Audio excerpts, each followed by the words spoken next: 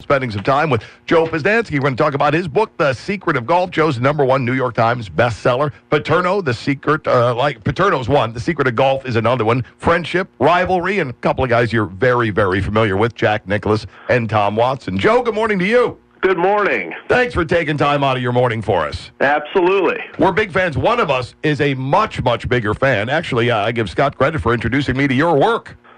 Well, that's great. That's great. It's always good to have anybody find you as a fan, you know? That, and I love the fact that you have a Muppet trophy that your daughters have lost the glasses to and the stick that moves the arms. That's pretty much my prized possession right there is my Muppet.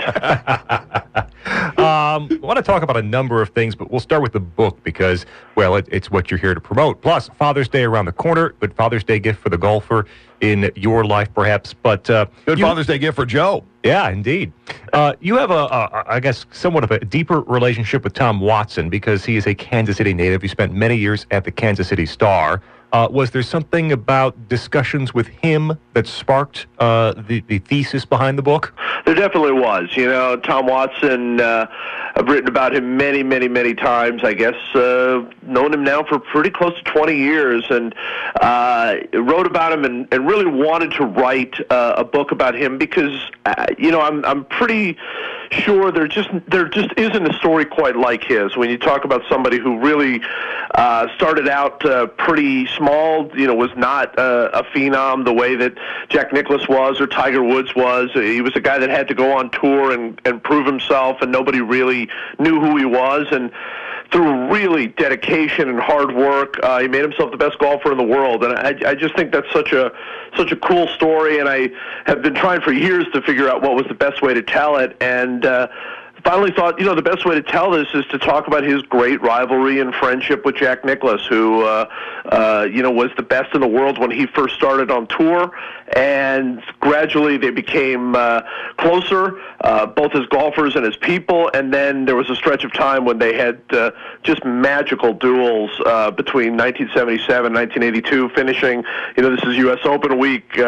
Probably the most famous shot in U.S. Open history is Jack Nicklaus chipping in at Pebble Beach to beat Tom Watson chipping in at Pebble Beach to beat Jack Nicklaus. And so I wanted to write about their friendship and rivalry, and it's been a lifelong friendship, and it was really a fun book to write.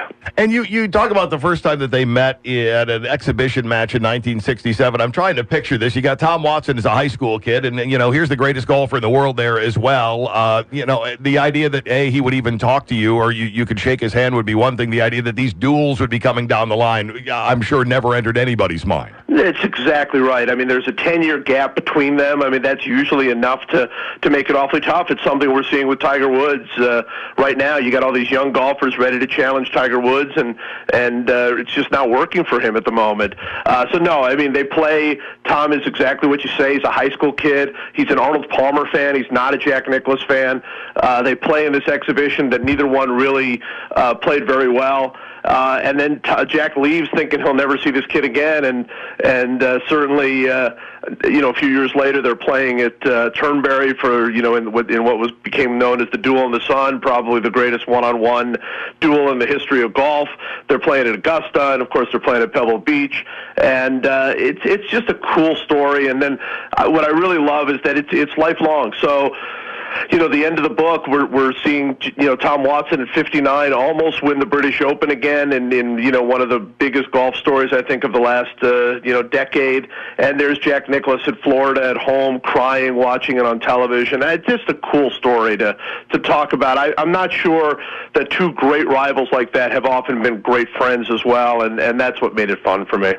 America's best sports writer, Joe Posnanski, with us. It's Riley and Scott on WROK. His new book, The Secret of Golf, the story of Tom Watson and Jack Nicklaus. You could also find him at joeposnanski.com, where I recommend you follow the blog there as well. All sorts of stuff you won't find at other places. Right at NBCSports.com, too. Golf is a game where you play, many say, against yourself. As Tiger said last week, right? You're not going to the righty or the lefty. It's just me out there. So in a game where you are playing to better your own score, how do you develop a rivalry between two players who likely, and many times, aren't on the same hole, don't know what the other is doing unless they peek at the scoreboard? How does that develop? You know what? It's a great question, and the answer is you need a little bit of luck and a little bit of timing, because here you mentioned Tiger. Tiger Woods and Phil Mickelson have probably been the two best golfers in the world over the last 15 years, and I wouldn't say they've had a great rivalry. Not in that sense. They haven't really faced each other in the big moments because of what you say. Golf is an individual game, and that's what made this unique, was that 3 times they were either playing together or playing right next to each other hole by hole for a major championship, at the Masters, at the British Open, and at the U.S. Open. So they were watching each other, and it really took on this almost tennis or boxing quality where it was one-on-one, and it's very, very rare. And it's not something where you just need to have 2 great golfers and it just happens.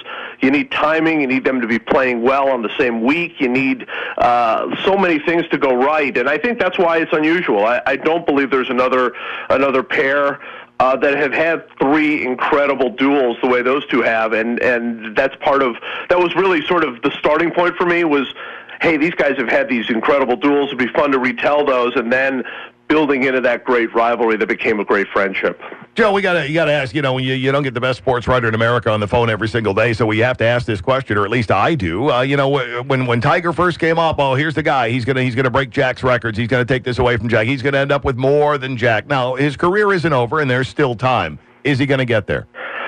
He is not going to get there. He is not going to get the 18 major championships. He has 14 now. Frankly, the way he's playing, the way he's looking, he honestly would be lucky to win 1 more, much less 4 more to even tie Jack. I thought that for a while, and it's not a knock on Tiger Woods. It speaks to how great Jack Nicklaus was. There just isn't a second chapter for golfers. They have their moment in time where they are great, and then it starts falling off, and then it's over. Tom Watson won his last major championship when he was 34. Arnold Palmer when he was 32. It's just not a sport where you just grow gracefully old, except in the case of Jack Nicklaus, who had 1 chapter, 2 chapters, and then a 3rd chapter. That's never happened before and might never happen again. I think Tiger Woods played golf better than anybody who's ever played it in his prime, but I always felt like, hey, there is no guarantee that this guy is going to be able to age gracefully. In fact, it's unlikely because his body's likely to break down, and I think that's what we've seen. Mentally and physically, he's broken down.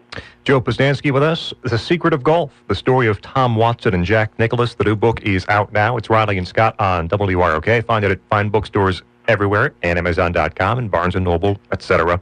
There's a quality to your writing, Joe, that carries over to the books, but also in columns too, and I guess I'd describe it best as inquisitive. I think you would admit that we don't know everything. You don't know everything, and part of what I like about your work is the way you dig into finding out why players are great, what makes them great, why do teams win, how do teams win, and still at the end readily admit that might not be right. There are multiple ways to win. There's no reason really the Royals should have been in the World Series last year, but they did, and that's kind of the beauty of sports too.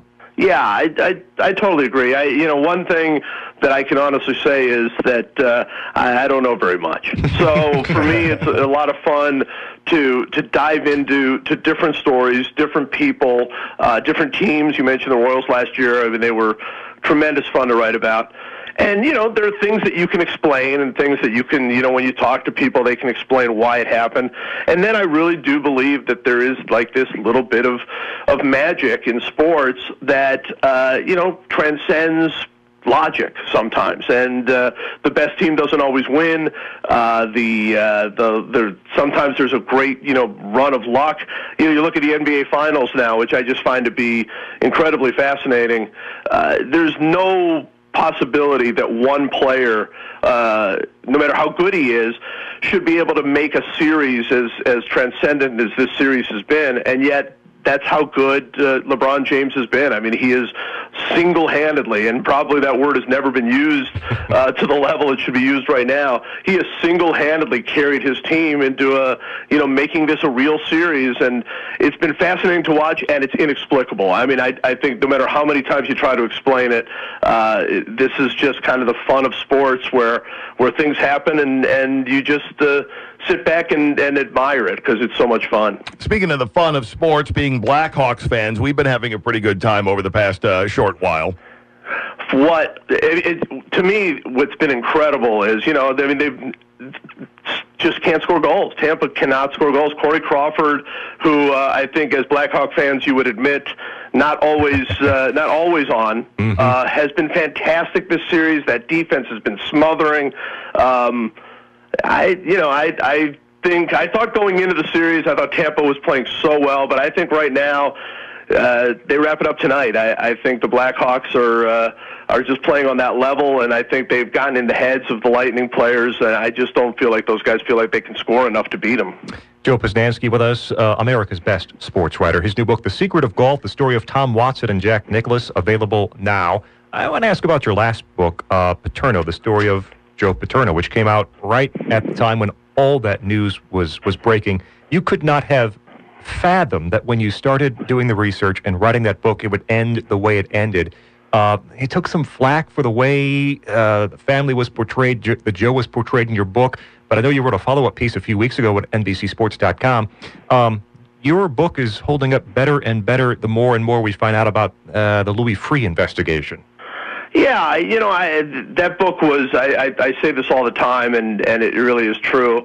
I'll never be prouder of a book than I am of that one because of the things you mentioned. I mean, obviously going through the scandal the way he did at the end of his life, that was related to his former coach, Jerry Sandusky, dealing with what I knew to be true, which was that nobody handled this perfectly, but there was no question in my mind that Joe Paterno took way too much of the brunt of the blame for what happened. That there was certainly nothing malicious in him, and certainly nothing that would have caused him to cover up. And when the Freeh report came out, obviously that's what they said he did. They said he covered up. They said he worked in conjunction with these other people, and there was just no evidence to that I could find that what they were saying was true, and I felt like I had to write that. I felt like I had to write what I knew to be true, and yeah, it's been interesting to watch over time as the Freeh report has been really discredited, and it's now I think widely viewed to be sort of a hatchet job, and and that's there are still those who believe in it, and I still hear from those people all the time, but I felt like I had to write what I knew to be true or what I believed to be true, and I do believe as time goes on, it's more people will see it. Joe Posnanski with us just another minute or two. It's Riley and Scott on WROK. The new book, The Secret of Golf, is available now, and I want to spend the last minute or so on, I guess it was your first real book, non-compilation, The Soul of Baseball, Buck O'Neill's America. Some of my favorite stuff that you've written over the years has been about your time with Buck. His response to finding out he would not be in the Hall of Fame is an incredible it's an incredible story. You can find that in a couple of posts, joeposnanski.com. For our listeners who aren't aware, first of all, I highly recommend, if you're a baseball fan, The Soul of Baseball about Buck O'Neill. Tell us a little bit about what made Buck special, and if you could share with us a story you've shared a couple of times in your columns, the red dress story. I love that story, too. Buck was this great player of the Negro Leagues and a great manager of the Negro Leagues, and was not given the opportunity to play Major League Baseball, and that could easily and has made many people bitter through the years. But there was just not a bitter bone in his body. And for that book, I got to travel around the country with him. And the story goes that we were in New York, and we were walking back from the hotel after a very long day and a hard day. And Buck was exhausted. And we walk into the hotel, and Buck says, I can't even get dinner. I'm just going to bed. And so we're walking into the hotel, and I turn around, and I don't see him. Buck's gone. And Buck was 93 at the time. And I can't find him anywhere. And I look outside, and he's talking to this woman in a red dress, like this beautiful red dress. And they're talking, and they're laughing, and you could just see Buck coming to life. It was just such a fascinating story. And her boyfriend was there, and he was hugging the boyfriend, and they were laughing, and it was just a beautiful little thing. And Buck walks in after a few minutes, and he's refreshed and alive, and he's like, let's go get some dinner, and he was just, it just completely turned him around. And we're walking to the restaurant to get dinner, and Buck suddenly stops. And he turns to me, and he says, did you see that woman in the red dress? And I said, yeah, I saw her. And he shook his head, and he says to me, son, in this life, you never walk by a red dress. And I've thought about that many, many times through the years. I'm thinking of the red dress as something good, something inspiring, something that happy and fun, and that's how he lived. And I think that's why he never had any bitterness at all. Is that he just found inspiration in everything. And it's fun. They have the Royals now have a day where everybody dresses up. The Kansas City Royals. It's called Dress to the Nines, and you'll see women all through the stadium wearing a red dress in Buck's honor, and it's a very cool thing. That is cool. And here's another cool thing: the book, "The Secret of Golf: The Story of Tom Watson and Jack Nicklaus." And while you're at it, read everything that Joe Posnanski has written. You'll get a lot out of it, and you'll enjoy it immensely. As we did this interview, Joe, thanks for taking time for us. Absolutely. Thanks for having me. We appreciate it.